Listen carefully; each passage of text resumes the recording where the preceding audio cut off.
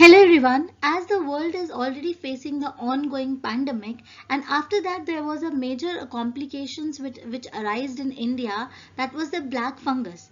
Now there are new reports of the white fungus. Now let's understand in this video that what is the main epidemiology, the clinical diagnosis as well as the main treatments for this fungal infection.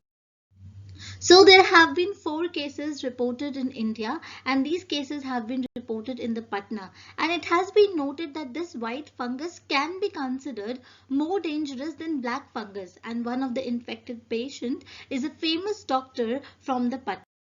Now some of this Google search, if you do, it shows you that this white fungus can be a candidiasis, while some you that it can be an aspergillosis, but the main cases could be of the aspergillosis because aspergillosis is more prominent to cause the respiratory disorders.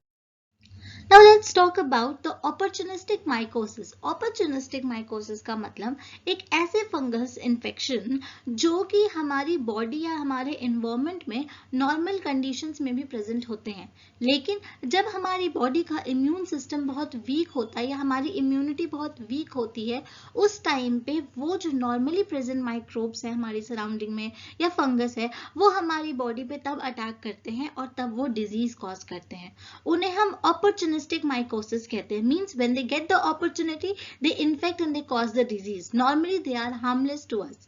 Now अभी तक हमें पता है mucormycosis का, black fungus का, जो कि normally एक कोविड का एक कॉम्प्लिकेशन है, जो कि नॉर्मली बहुत ज्यादा अब रिपोर्ट्स आ रही हैं. But now the cases have been also reported the aspergillosis cases, और उससे पहले भी कैंडिडियासिस और एस्परजिलोसिस जो है वो बाकी इम्यूनो कॉम्प्रोमाइज्ड डिजीजेस में भी जो है रोल प्ले करते हैं, जैसे कि एड्स हो गया, HIV हो गया, या फिर उन पेशेंट का जिनका ट्रांसप्लांट हुआ है, उन पेशेंट्स में ये जो है ये ऑपर्चुनिस्टिक फंगल इन्फेक्शंस जो है वो ऑलरेडी पहले देखे जाते थे. So now today we will talk about this aspergillosis as well as this candidiasis. अगर हम इन दोनों डिजीजेस की, इन दोनों फंगल इन्फेक्शंस की एपिडेमियोलॉजी की बात करें तो एस्परजिलोसिस जो है वो मेनली जो है हमारे रेस्पिरेटरी ट्रैक्ट को इन्वेड करता है और बाकी ऑर्गन्स लाइक गट, ब्रेन, लिवर, किडनी, बाकी और ऑर्गन्स को भी जो है ये इन्फेक्ट करता है. एस्परजिलोसिस यूएस में second most common fungal infection जो है वो रिपोर्टेड है, और ये एक ऐसा इन्फेक्शन है जो कि नॉस्कोकॉमियल इन्फेक्शन भी है. मींस एक ऐसा इन्फेक्शन जो आप जब हॉस्पिटलाइज थे तब आपने एक्वायर किया, वो उसमें से एक कॉमन इन्फेक्शन जो है वो एस्परजिलोसिस है. Now let's talk about candidiasis. Candidiasis जो है वो एक कैंडिडा जीनस के जो है फंगस से वो होता है, और कैंडिडियासिस जो होता है वो बहुत ही मेजर जो है रोल प्ले करता है इन द ऑपर्चुनिस्टिक पैथोजन. और कैंडिडियासिस जो होता है, एस्परजिलोसिस और म्यूकोरमाइकोसिस, कम से कम 80% ऑफ इन्फेक्शन जो डिसीजेस होती हैं वो इन 3 ग्रुप ऑफ फंगस से जो है कॉज होती हैं. Now, what are the clinical conditions of these two fungus? So, if you see that both of these fungus have a role in the lung inflammation, both of them causes the pulmonary diseases. You can see that aspergillosis also as well as in candidiasis also, both of them have a pulmonary role. अगर हम fungus के structure की बात करें तो fungus के structure में जो है एक मींस स्टेम लाइक स्ट्रक्चर होता है, ओके, जिसे हम माइसीलियम बोलते हैं, और कुछ ब्रांचेस होते हैं जिसे हम हाइफे बोलते हैं, और उसके ऊपर एक राउंड लाइक स्ट्रक्चर होता है जिसके अंदर स्पोर्स होते हैं, और ये जो स्पोर्स होते हैं वही हमारे जो है मेन रोल प्ले करते हैं स्प्रेडिंग का. ओके, उसी से जो है वो spores you can consider it as a seed of a plant. तो जब ये स्पोर्स रिलीज होते हैं तब जो है ये इन्फेक्शन जो है वो फैलता है, राइट. सो अगर हम पैथोजेनेसिस की बात करें एस्परजिलस की, तो इसमें क्या होता है, जो इसके स्पोर्स होते हैं वो जाके हमारे पल्मोनरी एल्वुलाई पे जो है जाके वो अटैक करते हैं, और सिंस इसका स्मॉल साइज होता है इस वजह से इनका स्प्रेड और इनका जो रीच होता है वो बहुत ज्यादा इजी होता है, ताकि ये रेस्पिरेटरी ट्रैक्ट को जो है वो क्रॉस कर जाए और ये जाके जो है वो इन्फेक्ट कर जाए. और सिंस हमारी बॉडी की इम्यूनिटी अगर उस टाइम पे कमजोर है, अगर वो बहुत वीक इम्यून ऑर्गन्स हैं हमारे, तो उस टाइम पे क्या होगा, हमारे जो फैगोसिटिक सेल्स होंगे वो इन स्पोर्स को रिमूव नहीं कर पाएंगे। तो इस वजह से वहां पर जो है वो फंगस, वो स्पोर जो है वो जर्मिनेट करेगा और फंगस जो है वो अपनी कॉलोनी बना लेगा। Now let's talk about Candida pathogenesis. Candida pathogenesis जो है वो दो फॉर्म में रहता है। ये जो है वो फंगल फॉर्म में यानी कि वो हाइफल फॉर्म में भी रहता है, और ये जो है वो ईस्ट फॉर्म में भी रहता है, और ऐसे फंगस को हम डाइमॉर्फिक फंगस भी कहते हैं।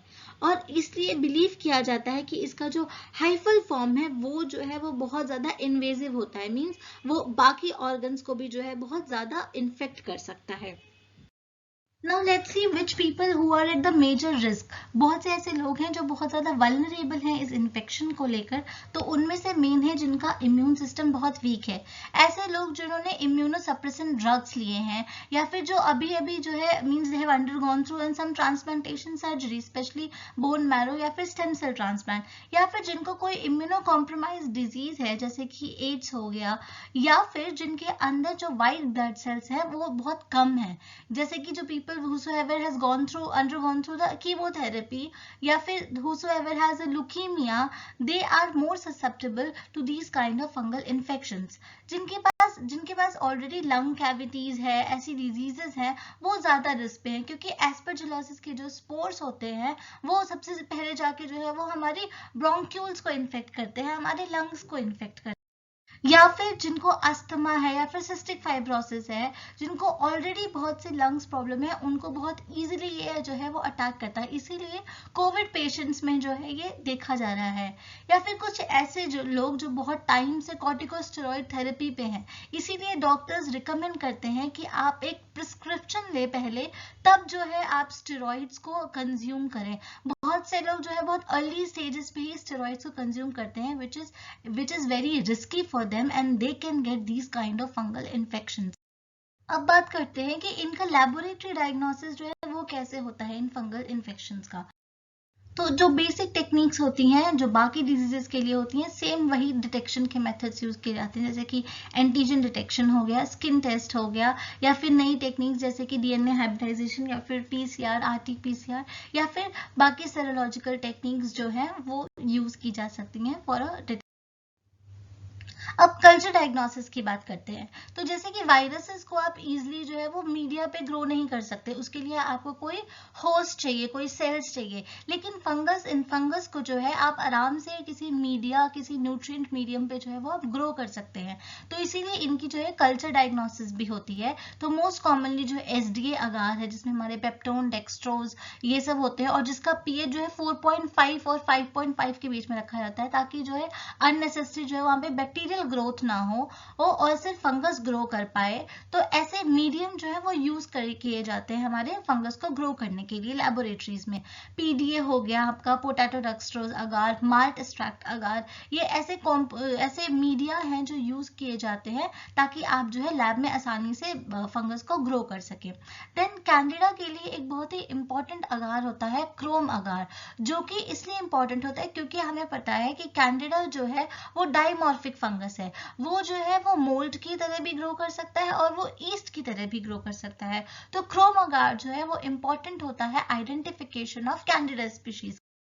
ये आप कुछ पिक्चर्स देख सकते हैं जिसमें कि जो है आपके कैंडिडा कैसे कल्चर मीडियम में कैसा दिखता है, उसकी कॉलोनीज कैसे दिखती है, क्रोम मीडिया में जो है वो कैसा डिफरेंट कलर्स दिखाए हैं जो कि डिफरेंट कैंडिडा के स्पीशीज हैं। आप दूसरी साइड पे देख सकते हैं कि कैसे जो है एस्परजिलस की जो है स्मोकी ग्रीन कलर्ड कॉलोनीज हैं जो एसडीए अगार पर जो है वो है। Now there are different microscopy techniques also. आपने जब उस कॉलोनी को कल्चर कर लिया, कल्चर करने के बाद आप जो है उसकी स्टेनिंग करते हैं, तो बहुत सारे स्टेन्स जो है वो फंगस के लिए अवेलेबल है, जैसे कि लैक्टोफिनॉल कॉटन ब्लू हो गया, इंडिया इंक हो गया, पीरियोडिक एसिड हो गया, या फिर ग्राम स्टेनिंग जो कि कैंडिडा के लिए बहुत इंपॉर्टेंट है। ग्राम स्टेनिंग बेसिकली ये बैक्टीरिया के लिए होता है, पर यहाँ पर हम कैंडिडा को भी जो है वो ग्राम स्टेनिंग मेथड से जो है वो डिटेक्ट किया जाता है। कैल्कोफ्लोर वाइट जो एक फ्लोरेसेंट डाई है उससे जो है आप फंगल की जो सेल वॉल होती है वो काइटिन की होती है, तो कैल्कोफ्लोर वाइट फ्लोरेसेंट डाई से जो है आप उसकी सेल वॉल को डिटेक्ट कर सकते हैं। या फिर क्लिनिकल स्पेसिमेन की डायरेक्ट एग्जामिनेशन होती है, जो बायोप्सी ली जाती है उनकी जो है वो उनकी स्टेनिंग करके जो है डायरेक्ट अनस्टेन या फिर स्टेन जो है वो उसे यूज किया जाता है, उसको जो है वो KOH में डिप करके रखा जाता है और अगले दिन उसकी स्लाइड बना के जो है वो चेक की जाती है। QH क्यों इंपॉर्टेंट है, क्योंकि अगर बायोप्सी ली है तो उसमें कुछ प्रोटीन कंपोनेंट भी होगा, तो प्रोटीन कंपोनेंट को डाइजेस्ट करने के लिए या फिर उसे रिमूव करने के लिए जो है हम QH में जो है उसे डिप करते हैं और ये विजिबिलिटी को भी जो है वो इंक्रीज करता है। नाउ अब आप देख सकते हैं कि मतलब ये बुक से लिया हुआ जो पेज है उसमें आप देख सकते हैं कैसे उन्होंने डायरेक्ट एग्जामिनेशन के मेथड्स बताए, तो you can see that they have dipped in the 10% KOH and they have demonstrated the septae of the Aspergillus species. Then they have also done some biopsy से जो है H&E जो staining है वो की है, या फिर पीरियोडिक एसिड स्किप स्टेनिंग की है, सिल्वर स्टेनिंग की है, ये सारी स्टेनिंग जो है उन्होंने की है to detect the Aspergillus from the cultures. Now you can see how beautifully it look like when you observe it under the microscope. So this is the image taken from the book for the Aspergillus species. Now the diagnosis of the candidiasis. So direct जो है इसके भी जो same methods है, like gram staining हो गया, KOH में dip करके रखा और wet mounts prepare करके उसको observe करना microscope के अंदर. So these are also some basic methods of the laboratory diagnosis for the pictures, some microscopic images of candida. After the laboratory diagnosis come is the radio diagnosis, जो कि बहुत important है और बहुत easily किया जाता है, लाइक CT स्कैन हो गया, MRI हो गया, ये सारी चीज जो है वो बहुत इंपॉर्टेंट होते हैं जो कि फंगल इन्फेक्शन को डिटेक्ट कर सकते हैं।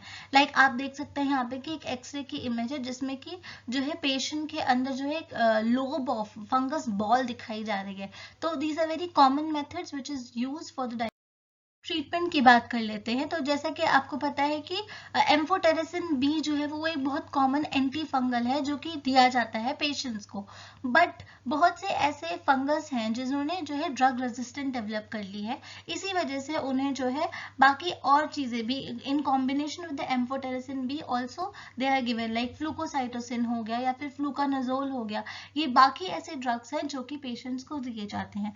But the most important thing is until and unless the person has not diagnosed with those fungal infection or they have not given a proper doctor medication, they should not take these drugs by themselves. They should first undergo a proper diagnosis, then they should go to the consult to the doctor, whatever they have recommended, then only they should take all this antifungal medicines, because otherwise they will develop some drug resistance and which will be bad for them later on with the time.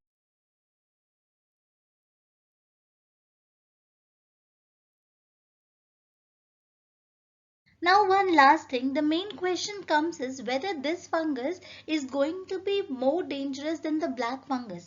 So I have put a one snip from a mucormycosis chapter and it states that it is now third most common invasive mycosis after candidiasis and aspergillosis. मतलब कि ये जो है aspergillosis जो है या candidiasis जो है वो ज्यादा डेंजरस है then mucormycosis. So it's very important for all of us to be safe and take all necessary precautions whatever we can take, and cleanliness is very important to avoid all these kind of fungal infection. Thank you.